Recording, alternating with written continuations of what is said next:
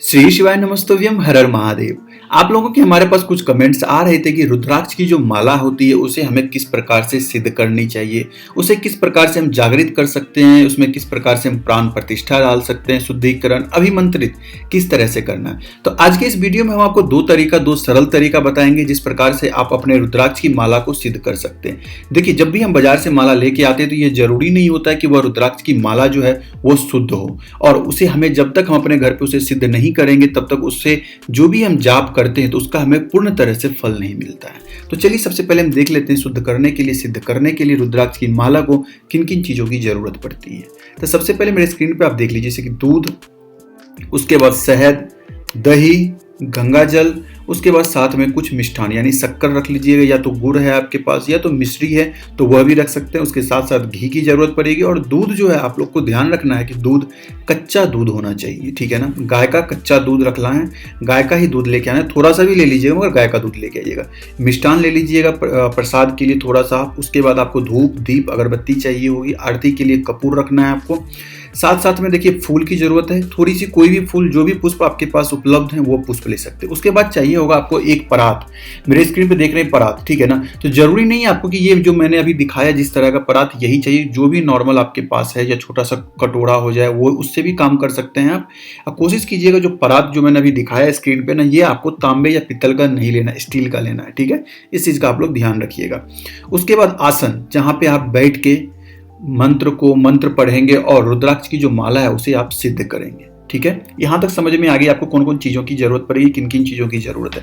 अगर देखिए कहीं भी कुछ भी समझ में नहीं आ रहा तो प्लीज कमेंट किया कीजिएगा, हम सभी के कमेंटों का जवाब देते हैं। उसके बाद हम बात कर लेते हैं कि सबसे महत्वपूर्ण चीज, देखिए जब आप रुद्राक्ष की माला को सिद्ध करने के लिए जा रहे हैं तो ध्यान इस चीज का रखना है कि अगर आप सुबह में डेली पूजा करते हैं और उस समय पे माला की जाप करते हैं तो आप कोशिश कीजिएगा इस शाम के समय में, यानी प्रदोष काल के समय में आपको क्या करना है, इसे सिद्ध करना है। या शाम के समय में आप पूजा करते हैं तो आप सुबह में इसे सिद्ध कर लीजिएगा, ठीक है।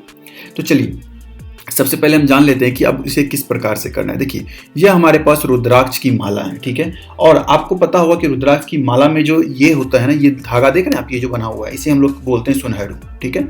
इसे ही पकड़ के, यानी इसे ऐसे सुनहरु मान लीजिए यहाँ पे हमने पकड़ लिया और रुद्राक्ष की माला ये पूरा इस तरह से हमारा ये खड़ा हो गया, ठीक है ना। इस तरह से रुद्राक्ष की माला है हमारे पास और ये सुनहरु है, इसे पकड़ के ही हमें सब कुछ करना है और इसी में हम लोग पूजा अर्चना सब कुछ करते हैं। तो चलिए सबसे पहले एक बार हम जो इस प्रोसेस को सब अच्छे तरह से करेंगे तो उससे पहले सभी भक्तों से अनुरोध है कि सबसे पहले हम लोग गणेश जी का स्मरण कर लेते हैं। ओम गण गणपत्याय नमः। उसके बाद जो भी आपको करना है, किस तरह से करना है उसे सबसे पहले हम पहला तरीका देखेंगे, सरल तरीका किस प्रकार से आपको करना है। देखिए आपको क्या करना है, उस परात के अंदर रुद्राक्ष को रख लेना और उसके सामने में आपको बैठ जाना है। बैठने के बाद रुद्राक्ष को आपको इस प्लेट में रखना है और जो भी मैंने सामग्री बताई उसे आप दूसरे प्लेट में लेके बैठ सकते हैं साइड में। सबसे पहले आपको क्या करना है, गंगा जल जो आपके पास है उससे इसे रुद्राक्ष की माला को आप स्नान करवा दीजिए, ठीक है। गंगा जल लेके इसे धीरे धीरे यहाँ से आप माला को स्नान करवाते जाना है आपको, ठीक है। और देखिए जब आप स्नान करवा रहे हैं, देखिए मंत्र जो है एक ही मंत्र होता है रुद्राक्ष की माला को सिद्ध करने का, एम ह्रीम अक्षमालिकाय नमः, यही मंत्र होता है। इसी मंत्र का आप लोगों को उच्चारण करना, मैंने स्क्रीन पे भी लिख दिया है, वहां से भी आप पढ़ सकते हैं। जब आप स्नान करवा रहे हैं तो इसी मंत्र का उच्चारण करेंगे।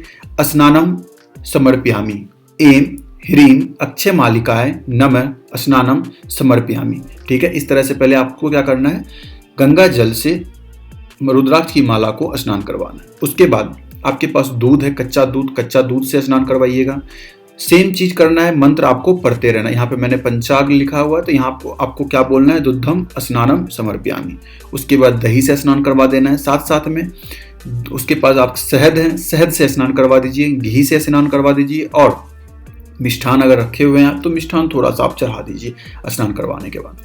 तो सबसे लास्ट में क्या करना है आपको, जब ये सारा कुछ हो जाए उसके बाद आपको शुद्ध गंगा जल, यानी गंगा जल जो है, देखिए ज्यादा गंगा जल अगर नहीं है आपके पास तो उसमें थोड़ा सा पानी मिला के भी आप यूज कर सकते हैं, उसका प्रयोग कर सकते हैं। गंगा जल मिला के रुद्राक्ष की माला को अच्छे तरह से साफ कर लीजिए, क्योंकि आपने जितना भी पंचामृत उस पर चढ़ाया है सब उसमें लगा हुआ होगा, तो उसको अच्छे से साफ कर लीजिए। साफ करने के बाद आपको क्या करना है, नॉर्मल जो भी कपड़ा आपके घर में उपलब्ध है, सूती कपड़ा, उससे क्या करना है, रुद्राक्ष की माला को अच्छे से साफ करके यानी सुखा देना है। ठीक है, जिस तरह से आप देख रहे हैं। सुखाने के बाद आपको क्या करना है, वही एक जो फ्रेश परात होगी आपके पास या एक जहाँ पे आप इसे रुद्राक्ष की माला को रख रहे हैं, ठीक है, उसके ऊपर क्या करना है आपको, रुद्राक्ष की माला जब रखें तो साथ साथ में आपको एक पुष्प चढ़ाना है। जिस तरह से आप देख रहे हैं तो सेम मंत्र आपको एम ह्रीम अक्षमालिकाय नमः पुष्पम समर्प्यामि, इस तरह से मंत्र का एक जाप करना और एक पुष्प की माला यहाँ पे हमें चढ़ा देना रुद्राक्ष की माला पे। इसके बाद आपके पास धूप है, धूप दिखाइए, धूपम समर्प्यामि आपको बोलते हुए धूप दिखाना है। उसके बाद दीप जला के वहाँ पे रख दीजिएगा और कोशिश कीजिएगा दीप आप कम से कम 5 से 7 बार 11 बार इस तरह से आपको घुमाना, जिस तरह से घड़ी की सुई घूमती है ना, उस तरह से आपको दीप को घुमाना है। उसके बाद लास्ट में आप कपूर से आरती कीजिएगा। मिठाई यानी प्रसाद अगर आपके पास है तो नैवेद्यम समर्प्यामि बोलते हुए आपको वहाँ पे रख देना है। इतना काम कर लिए एक तरह से, देखिए पूरे तरह से अभी आपका माला जो है शुद्ध हुआ है। अब इसे हमें क्या करना है, सिद्ध करना है। सिद्ध करने के लिए आपको क्या करना है, सिंपल अपने दाएं हाथ में इस प्रकार से माला को पकड़ना है, जिस प्रकार से मैंने मेरे स्क्रीन पे आप देख रहे हैं, इस प्रकार से माला को पकड़ना है और 108 बार एम ह्रीम अक्षमालिकाय नमः इस मंत्र का जाप करते रहना कंटिन्यू आपको, ठीक है।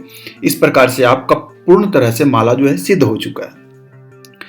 इसके बाद आपको क्या करना है, जब देखिए माला पूरी तरह से सिद्ध हो जाता है, सब कुछ हो गया, तब आपको महादेव यानी भगवान से प्रार्थना करना, अपने इष्ट देवता से ही प्रार्थना करना और माला से प्रार्थना करना है।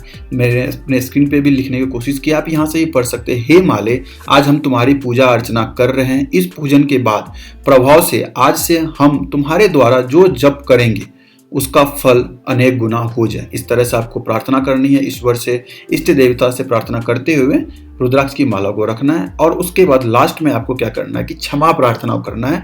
हाथ जोड़कर प्रार्थना कीजिएगा कि अगर इस विधि विधान में पूजन अर्चना में अगर अनजाने में कोई भी भूल हो गई हो तो परमेश्वर हमें क्षमा प्रदान करें। क्योंकि देखिए पूजा पाठ करते हैं, हो सकता है मैंने भी बताया हुआ कुछ ना कुछ गलतियां हो गई होगी या कुछ शब्द बोलने में सही से नहीं बोल पाया, तो हमें भी महादेव भगवान सब क्षमा करेंगे। तो इस तरह से आपको क्षमा प्रार्थना करना है। और लास्ट में जो आपके पास पंचामृत बचा हुआ है, ठीक है, क्योंकि जो परात में आप डालेंगे उसे कहीं भी फेंकना नहीं है, ठीक है। जो भी आपके घर में पेड़ पौधा छोटे बगीचे अगर हैं, जहाँ भी गमले में अगर लगा रखा तो उसमें जाके सारा का सारा पंचामृत जो आपका तैयार हो गया है उसे जाके आप समर्पित कर दीजिएगा। जब स्नान करवाए होंगे तो सारा का सारा आपका एक परात में जमा हो गया हो, इस तरह से।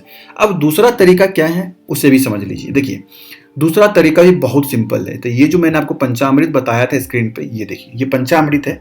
पंचामृत को क्या करना है, आपको एक कलश में घोल लेना है। जब पंचामृत बना रहे हैं आप, स्टील का लोटा लेना है। स्टील के लोटे में क्या कीजिएगा, सारा कुछ मिक्स कर लीजिएगा। मिक्स करने के बाद आपके परात में यहाँ पे देखिए यह जो रुद्राक्ष की माला है, आपको क्या करना है, जैसे मान लीजिए ये हमारे पास लोटा है, ठीक है ना, इस लोटा में पंचामृत है। आपको 5 बार पंचामृत इसके ऊपर डालना है, धीरे धीरे करके, एक एक बार करके।